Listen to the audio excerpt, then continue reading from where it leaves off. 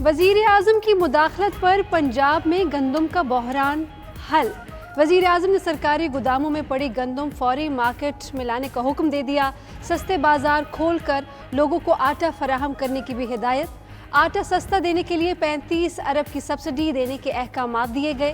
وزیر اعظم نے کہا ضرورت پڑی تو اکتوبر میں گندم درآمد کر لیں گے۔ گندم بحران پر بیوروکریسی کے تاخیر کے مشورے نظر انداز۔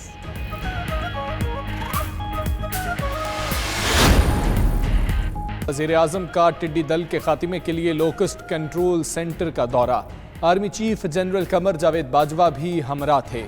وزیر اعظم نے ٹڈی دل کے خاتمے کے لیے ایکشن پلان فیز 2 کی منظوری دے دی۔ کسانوں کے نقصان کے ازالے کے لیے پیکج دیا جائے گا۔ عمران خان نے کہا حکومت ٹڈی دل کے خاتمے کے لیے ہر ممکن قدم اٹھائے گی۔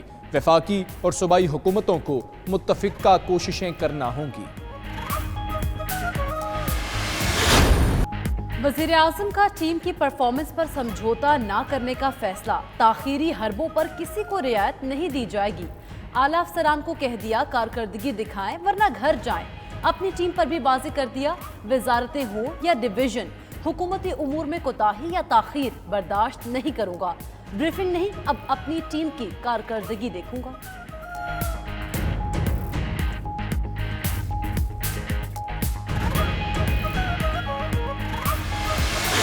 جو چیف جسٹس گلزار صاحب نے فیصلہ دیا ہے، میری سیاسی زندگی میں اتنا بڑا فیصلہ جو اس ملک کو صحیح معنی میں نیب کو موقع ملے وہ جھاڑو پھیر دے۔ پاکستان بدلنے جا رہا ہے چیف جسٹس کے فیصلے کے بعد۔ عمران خان 5 سال پورا کرے گا اور اس اپوزیشن میں کوئی دم نہیں ہے۔ الیکشن سے پہلے جھاڑو پھر جائے گا۔ شیخ رشید نے پھر پیش گوئی کر دی، کہتے ہیں چیف جسٹس نے پاناما سے بھی بڑا فیصلہ سنا دیا، اس سے پاکستان بدلنے جا رہا ہے۔ جولائی اہم مہینہ ہے، نیب کو ٹارزن کے اختیارات مل گئے، اپوزیشن میں کوئی دم نہیں۔ عمران خان مدت پوری کریں گے۔ ML1 کے بغیر ریلوے کے حادثات روکنا ممکن نہیں، 1 لاکھ سے 1.5 لاکھ لوگوں کو روزگار دے سکتے ہیں۔ عزیر بلوچ کی طرح ایک اور شخص پر بھی آصف زرداری کا ہاتھ ہے۔ فردوس شمیم نقوی کہتے ہیں راؤ انوار کو IG بھی نہیں ہلا سکتا تھا۔ انکوائری رپورٹ منظر عام پر کیوں نہیں آئی؟ جمہوریت کے دلدادہ لوگ سرکاری سڑک پر قبضہ کر لیتے ہیں۔ ہر شوگر مل آخر میں جا کر اومنی گروپ یا زرداری گروپ سے ملتی ہے۔ اگر GIT کی رپورٹ ہوتی، اگر 164 کا اسٹیٹمنٹ جس کا وہ حوالہ دیتے ہیں وہ ہوتا، تو بھائی آپ جا کے ان عدالتوں میں جہاں مقدمات چل رہے ہیں، علی زیدی صاحب جا کے بن جائیں گواہ وہاں پر۔ عزیر بلوچ کے خلاف مقدمات میں علی زیدی گواہ بن جائیں۔ اب کہتے ہیں کورونا کنٹرول میں ہے، کئی سال سے PTI فارن فنڈنگ کیس سے بھاگ رہے ہیں، انہیں اسرائیل اور بھارت سے پیسے ملے ہیں۔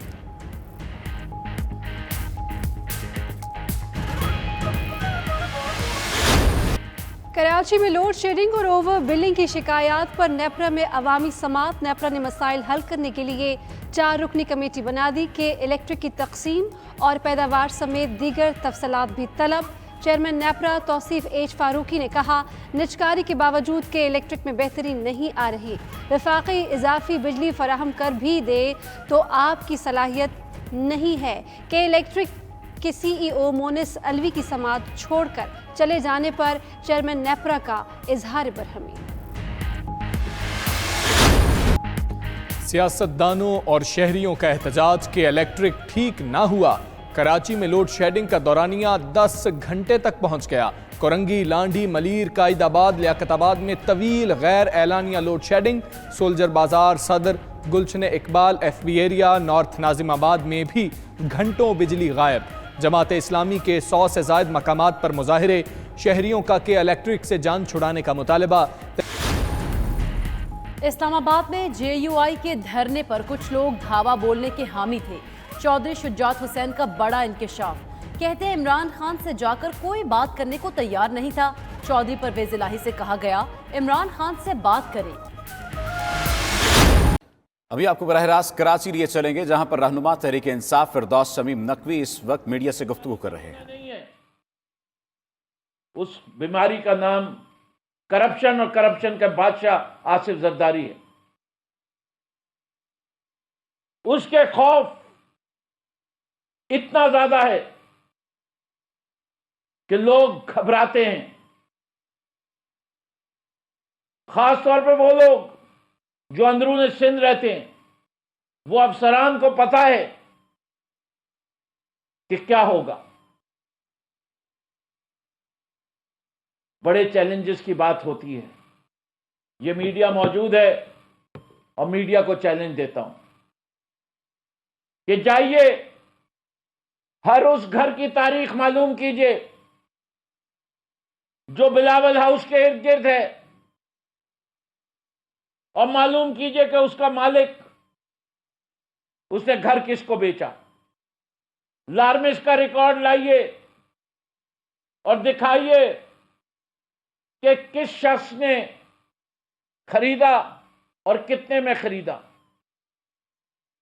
جس طرح 2006 کے بعد ہر شوگر مل جو سندھ میں بکی، جس کی تعداد 14 ہے، ہر شوگر مل آخر میں جا کے کدھر ملتی ہے؟ یا اومنی گروپ یا زرداری گروپ۔ کیوں؟ کیا اور کسی کو کاروبار کرنے کا سندھ میں شوق نہیں؟ کیا یہی تو سب سے بڑے شوگر مل والے ہیں؟ اسی طرح بلاول ہاؤس کے گرد لوگوں کو مجبور کیا گیا کہ وہ مکان بیچ دیں۔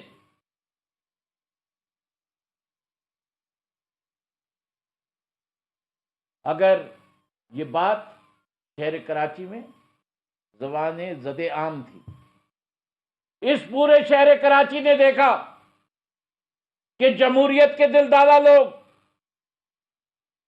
سرکاری سڑک پر قبضہ کر لیتے ہیں۔ وہ جو محبوب ہیں پورے عوام کے، ان کو کس بات کا خوف تھا کہ اتنی اتنی اونچی دیواروں کے پیچھے چھپے بیٹھے۔ اگر وہ یہ سب کچھ سمجھتے ہیں کہ یہاں جو غلط کہا جا رہا ہے، تو میں سمجھتا ہوں کہ چیلنج کریں، ہم بھی چیلنج کرتے ہیں۔ اور اس کے اوپر میں سمجھتا ہوں کہ ایک بڑا مسئلہ ہے پاکستان میں، پورے پاکستان میں ان دونوں جی آئی ٹیز کے اوپر،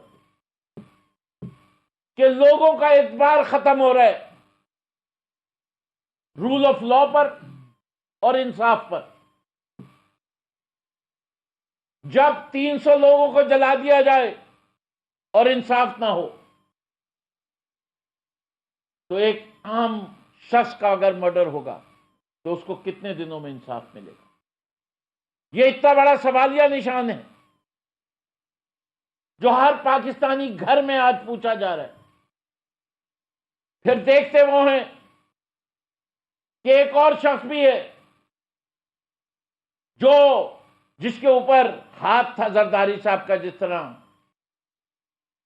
لیاری گینگ وار کے پیچھے عزیر بلوچ پہ ہاتھ تھا، ایک اور شخص پہ بھی ہاتھ تھا، اور پتہ نہیں کس کس کا ہاتھ ہے۔ اس آدمی پہ بھی 400 قتل کا الزام ہے۔ وہ وردی بھی پہنے ہوئے،